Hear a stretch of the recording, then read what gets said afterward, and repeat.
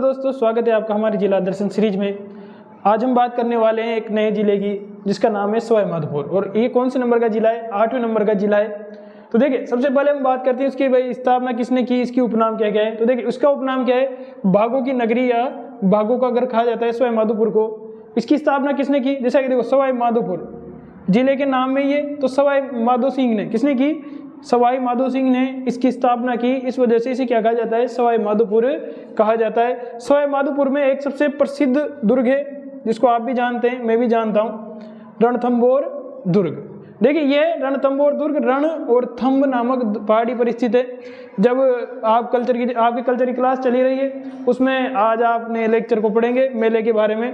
उसके बाद जैसे जैसे आगे बढ़ेगी वो क्लास, तो उसमें आप दुर्ग किले वगैरह पढ़ेंगे, तो उसमें इस दुर्ग के बारे में डिटेल से सर बताएंगे वहाँ पर कि इसकी बनाया किसने, क्या है। तो यहाँ पर जो मोटी मोटी जानकारी उसको हम यहाँ केवल देखेंगे ना, बाकी डिटेल से आप वहाँ जानोगे, इसके संबंधी जो कहानियाँ हैं वगैरह है वो। ठीक, तो देखो, रण और थंब नामक पहाड़ ये उसके ऊपर ये स्थित है। किस श्रेणी का है? तो एरण दुर्ग की श्रेणी में आता है, गिरिदुर्ग की श्रेणी में आता है। एरण दुर्ग का मतलब होता है कि जहाँ पर जाना दुर्गम हो, यानी कि रास्ते क्या हो, जैसे झाड़ वगैरह से ढके हुए हो, वहाँ पर जाना कठिन होता है, तो ऐसे दुर्ग क्या कहलाते हैं? एरण दुर्ग कहलाते हैं। गिरिदुर्ग का मतलब किसी पहाड़ी पर स्थित दुर्ग क्या कहलाते हैं? गिरिदुर्ग कहलाते हैं। ये भी देखो, रण और थंब नामक पहाड़ी पर स्थित है, इस वजह से ये गिरिदुर्ग। और ये देखो, कटीली झाड़ियों से घिरा हुआ है, इस वजह से एरण दुर्ग की श्रेणी में भी आएगा। ठीक, उसके बाद 2013 में से विश्व धरोहर सूची में शामिल किया गया है। राजस्थान के 6 जिले जिनको विश्व धरोहर सूची में शामिल किया गया है। अगर आपको पता है तो आप कमेंट करके मैं जरूर बताएं कि वो कौन कौन से जिले हैं, वरना आप कल्चर की क्लास में तो पढ़ेंगे ऐसे कि कौन कौन से जिले को विश्व धरोहर सूची में शामिल किया गया है। ठीक, उसके बाद देखो, अबुल फजल का कथन है इस किले के बारे में कि सभी दुर्ग नंगे हैं परंतु ये दुर्ग बख्तरबंद है। नंगे का मतलब और बख्तरबंद का मतलब क्या है कि इसके आसपास देखो सुरक्षा की प्राचीर है, यानी कि जंगल है। एरण दुर्ग मतलब जहाँ पर दुर्गम कटीली झाड़ियाँ वगैरह है, सुरक्षा कवच है, इस वजह से बख्तरबंद है। ऐसा लगता है कि सुरक्षा कवच प्रकृति ने ऑटोमेटिक इसका लगाया हुआ है। बाकी दूसरे दुर्ग क्या है, उनके पास ऐसा बख्तरबंद या प्राकृतिक सुरक्षा कवच नहीं है। इस वजह से अबुल फजल ने क्या कहा है कि सभी दुर्ग नंगे परंतु ये दुर्ग बख्तरबंद है। ठीक, यहाँ कौन कौन से दर्शनीय स्थल है? तो यहाँ सबसे प्रसिद्ध त्रिनेत्र गणेश जी का मंदिर स्थित है। जिन गणेश जी की कितनी आंखें? 3 आंखें, इस वजह से इनको क्या कहा जाता है? त्रिनेत्र गणेश जी का मंदिर। और जब शादी होती है तो सबसे पहले न्योता गणेश जी को ही दिया जाता है। यहाँ पर सुपारी महल स्थित है। और इस सुपारी महल की क्या विशेषता है कि यहाँ पर मंदिर, मस्जिद और गिरजाघर तीनों ही है। गिरजाघर तीनों ही है, यानी कि धार्मिक सद्भावना का एक तरीके से प्रतीक है। ठीक, उसके बाद 32 खंभों की छतरी है। और 32 खंभों की छतरी किसकी है? ये हेमीर देव ने अपने पिता जयत्र सिंह की याद में, किसकी याद में? जयत्र सिंह की याद में हेमीर देव ने निर्माण कराया था, जिसे क्या कहा जाता है? इसे न्याय की छतरी भी कहा जाता है। न्याय की छतरी भी कहा जाता है। यहाँ इस पर बैठकर जो जयत्र सिंह था वह न्याय किया करता था। ठीक, उसके बाद इसी रणथंभौर में रणथंभौर अभ्यारण्य भी स्थित है, जो राजस्थान में राष्ट्रीय उद्यान की श्रेणी में आता है। और कब घोषित किया गया? तो 1980 में रणथंभौर को राष्ट्रीय उद्यान घोषित किया गया, जो राज्य का प्रथम राष्ट्रीय उद्यान था। अगर प्रश्न आया हुआ है कहीं बार राजस्थान का प्रथम राष्ट्रीय उद्यान कौन सा है, तो रणथंभौर राष्ट्रीय उद्यान है। कब घोषित किया गया? तो 1980 में।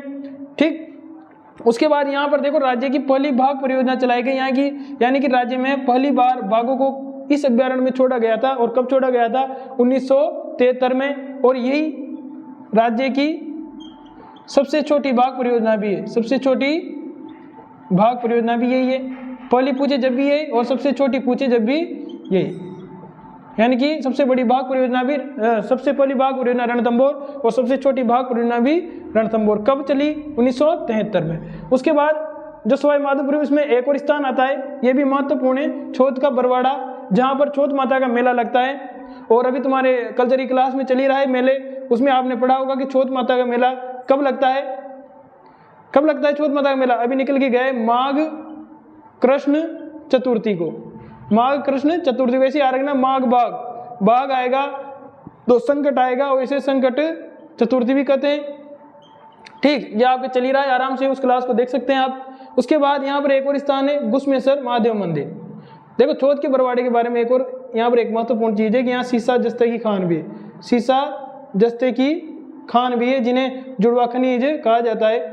चौथ के बरवाड़े में ही है। उसके बाद आगे बात करते हैं घुसमेश्वर महादेव मंदिर, ये भी कहाँ पर है, ये शिववाड़ सवाई माधोपुर में है। और यहाँ पर क्या है, यहाँ पर भगवान शिव का 12वां ज्योतिर्लिंग स्थापित है। आप कभी अगर आपको मौका मिले तो जाइए और दर्शन जरूर करिए, ठीक। उसके बाद यहाँ पर देखो इसरदा बांध है जो कि बनास नदी पे बना हुआ है।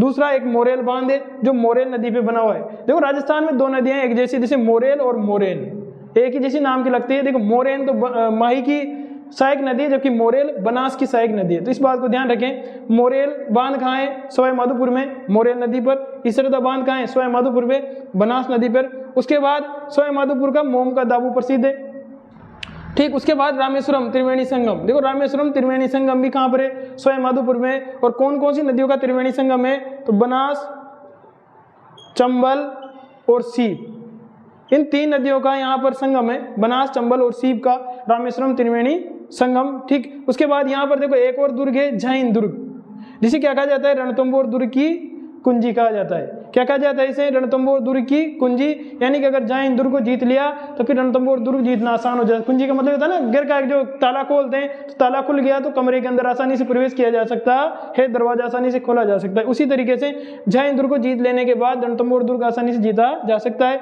जैन दुर्ग जो रणथंभौर की कुंजी कहलाता है, ये भी सवाई माधोपुर में स्थित है। खंडार का किला, ये भी सवाई माधोपुर में स्थित है। उसके बाद देखिए जो जलवायु यहाँ की कौन सी है, आर्द्र जलवायु है, क्योंकि ये भी पूर्वी मैदान में आता है। इस वजह से जो पूर्वी मैदान के लगभग जो भरतपुर, डीग वगैरह, इनकी जो जलवायु वही किसकी रहेगी, इसकी रहेगी, आर्द्र जलवायु रहेगी इसकी। उसके बाद मिट्टी भी कौन सी पाई जाएगी, जलोढ़, कांप, कछारी मृदा। और यहाँ से देखो बनास गुजर के जा रही है तो यहाँ से कहीं कहीं क्षेत्र में भूरी मृदा भी पाई जाती है। और वैज्ञानिक वर्गीकरण के अनुसार कौन सी मिट्टी पाई जाती है, तो अल्पी सोइल पाई जाती है। देखो रणथंभौर दुर्ग में एक शाखा हुआ था, वो शाखा कब हुआ था उसकी अपडेट अगर आपको पता है तो कमेंट करके हमें जरूर बताएं, जिससे कि आपकी तैयारी भी साथ साथ मजबूत होती रहेगी, ठीक है। अगर आपने हमारे चैनल को सब्सक्राइब नहीं किया है तो सब्सक्राइब करें। अगर आप नए हैं तो हमारे चैनल को सब्सक्राइब करने के बाद जिला दर्शन की जो सीरीज है उसको एक एक करके जिलों को पढ़ें, जिससे कि आपको नए जिले के अनुसार सारा का सारा जो कंसेप्ट है, सारे जो स्थान है कि कौन कहाँ पर गया है, वो सब क्लियर हो जाएगा। Thank you.